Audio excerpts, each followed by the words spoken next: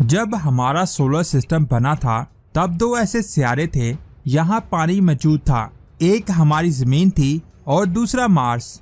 इन दोनों सितारों पर वो सभी केमिकल्स मौजूद थे जो लाइफ के लिए जरूरी होते हैं।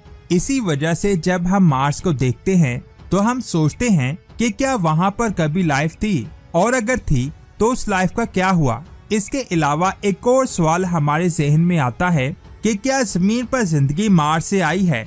ये वो सवाल है जिन्होंने साइंसदानों को परेशान किया हुआ है। इसीलिए इन्हीं सवालों के बारे में जानने के लिए आज तक मार्स पर 50 से ज्यादा मिशन किए गए, जिनमें सैटेलाइट, मार्स ऑर्बिटर और मार्स रोवर शामिल थे। इनमें ज्यादातर मिशन फेल हुए थे और बहुत कम मिशन कामयाब हो पाए थे, लेकिन फिर भी हमें मार्स पर लाइफ का कोई भी सबूत नहीं मिला। एक स्टडी के मुताबिक मार्स पर जो समुंदर हुआ करता था उसके सबूत मार्स की सतह के नीचे छिपे हुए हैं, और ये भी पॉसिबल हो सकता है कि हमें मार्स पर लाइफ का सबूत इसकी सतह के नीचे मिल जाएं। इन सब चीजों को जानने के लिए 2012 को क्यूरियोसिटी रोवर को लॉन्च किया गया।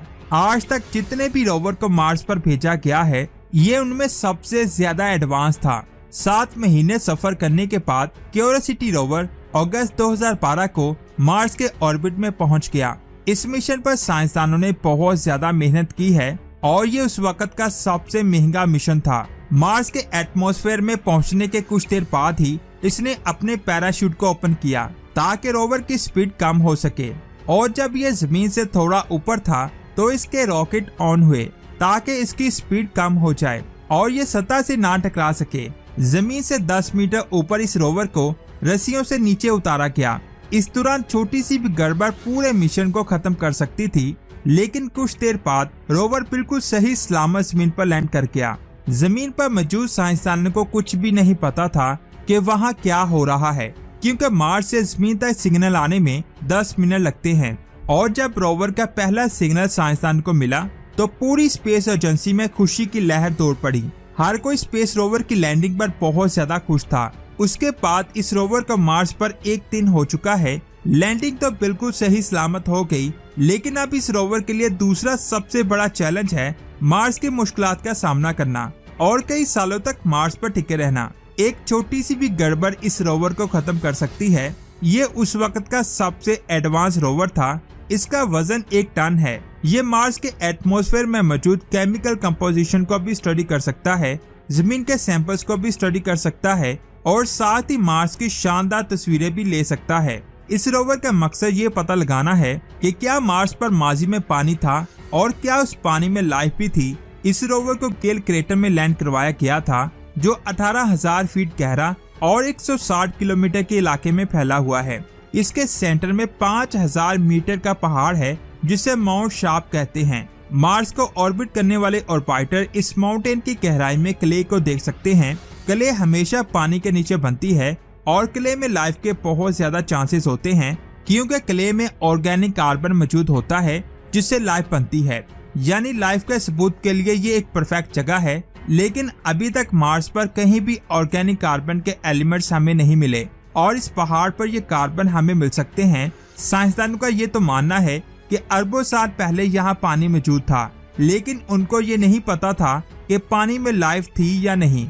इन सब के सबूत हमें क्ले में मिल सकते हैं। ये क्ले रोवर से 11 किलोमीटर दूर थी। यहाँ इसे जाने में 1 साल का वक्त लग सकता है। ये डिस्टेंस वैसे तो बहुत कम है, लेकिन ऑपोजिट डायरेक्शन में है और साथ ही ये एरिया बहुत ज्यादा नरम भी था, क्योंकि यहाँ पहले पानी हुआ करता था। ये बहुत ज्यादा रिस्की था।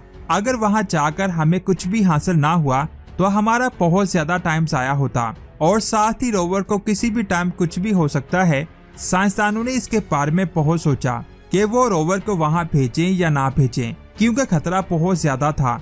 लेकिन उन्होंने उसे माउंट शार्प की बेस में भेजने का फैसला कर लिया। ये रोवर तेज रफ्तार से कुछ ही दिनों में वहाँ जा सकता था, लेकिन जैसा कि मैंने आपको बताया कि वहाँ खतरा बहुत ज्यादा था, इसलिए साइंसदानों ने इसकी रफ्तार स्लो रखी। मार्स पर भेजने से पहले इस रोवर को जमीन पर अच्छी तरह से टेस्ट किया गया था। इसको एक बहुत बड़ी बिल्डिंग से नीचे फेंका गया। इसे पत्थरों पर चलाया गया, रेगिस्तान में रेत पर चलाया गया, लेकिन इसे कुछ भी नहीं हुआ। ये बहुत ज्यादा एडवांस रोवर है, लेकिन मार्स पर एक छोटी सी भी गलती इस रोवर को खत्म कर सकती है। इसे मार्स पर लैंड हुए 1 माह हो चुका है और ये अपनी मंजिल की तरफ जा रहा था, लेकिन अचानक इस रोवर ने एक चट्टान की तस्वीर भेजी जिस पर मुख्तलिफ तरह की कैंकरियां थी जो एक दूसरे के साथ जुड़ी हुई थी। साइंसदान का कहना है कि पानी में बहुत देर तक रहने की वजह से इनकी शेप चेंज हो चुकी है, जो इस बात की तरफ पहला इशारा था कि ये रोवर बिल्कुल सही रास्ते पर है। इसके पास ये आगे बढ़ता है। थोड़ी दूर जाने पर रोवर में लगी लैब को टेस्ट करने के लिए क्यूरियोसिटी रोवर पहली बार मार्स की मिट्टी के सैंपल लेता है। इस लैब का नाम है सैम। जब मार्स पर ऑर्गेनिक को ढूंढेगा, उस सैंपल्स में साइंसदानों को ऑर्गेनिक के निशान मिले, जो इस बात की तरफ इशारा है कि वहां पर लाइफ मौजूद हो सकती है। लेकिन नासा की टीम को लगता है कि ऑर्गेनिक के ये निशान जमीन से भी आए हो सकते हैं, जिन्होंने उस रीडिंग को खराब कर दिया, और वह बिल्कुल सही थे। रीडिंग सही नहीं थी।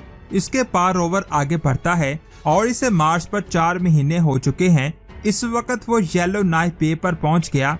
शायद ये माजी में एक नदी हुआ करती थी।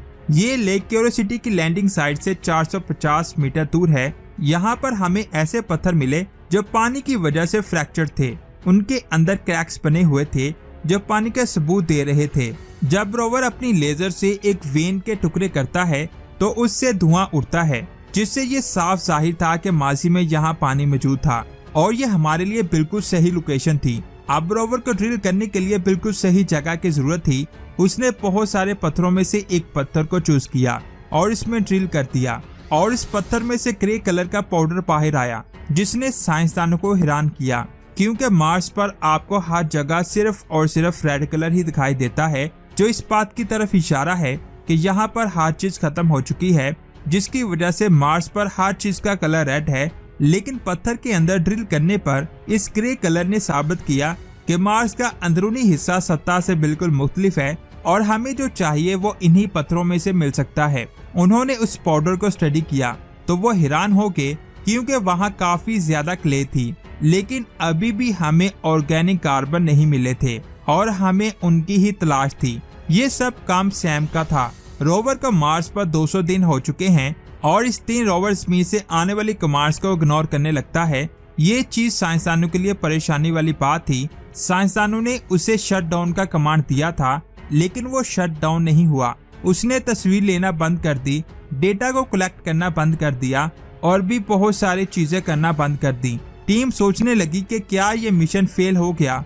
अब यहाँ सबसे बड़ी प्रॉब्लम ये थी कि नासा को उस प्रॉब्लम के बारे में तो पता है, लेकिन जो कमांड वो रोवर को भेज रहे थे वो उसे इग्नोर कर रहा था, यानी रोवर बेकाबू हो चुका था। साइंसदानों की परेशानी बढ़ती जा रही थी, क्योंकि अगर उन्होंने जल्दी कुछ ना किया तो उनका राब्ता रोवर से टूट जाएगा।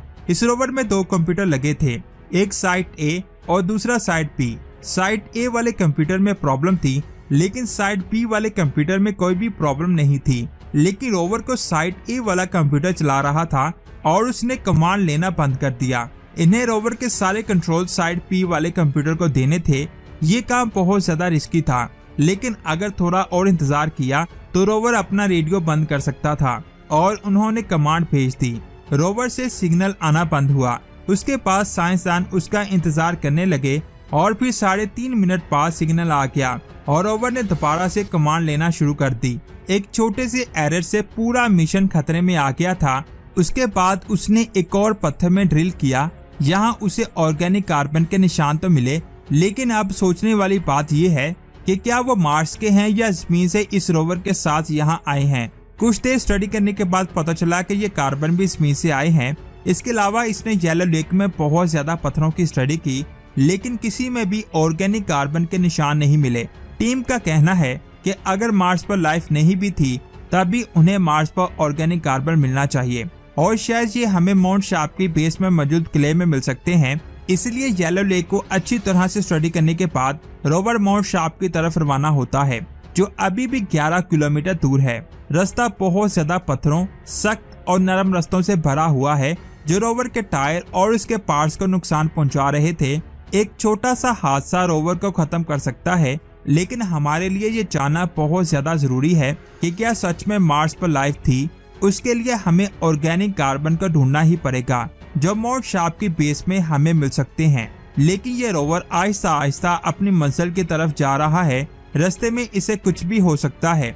इस रोवर की वजह से हमें ये पता चला कि अरबों साल पहले गिल क्रेटर में पानी मौजूद था और वो सभी हालात थे जिनमें लाइफ पॉसिबल हो सकती थी, लेकिन अभी हमें लाइफ के कोई भी सबूत नहीं मिले। आप इसके बारे में क्या कहते हैं कमेंट्स करके जरूर बताएं। वीडियो अच्छी लगी तो लाइक करने के साथ साथ इसे आगे भी शेयर करें। मिलते हैं एक और अमेजिंग वीडियो में। अपना बहुत सारा ख्याल रखें। अल्लाह हाफिज।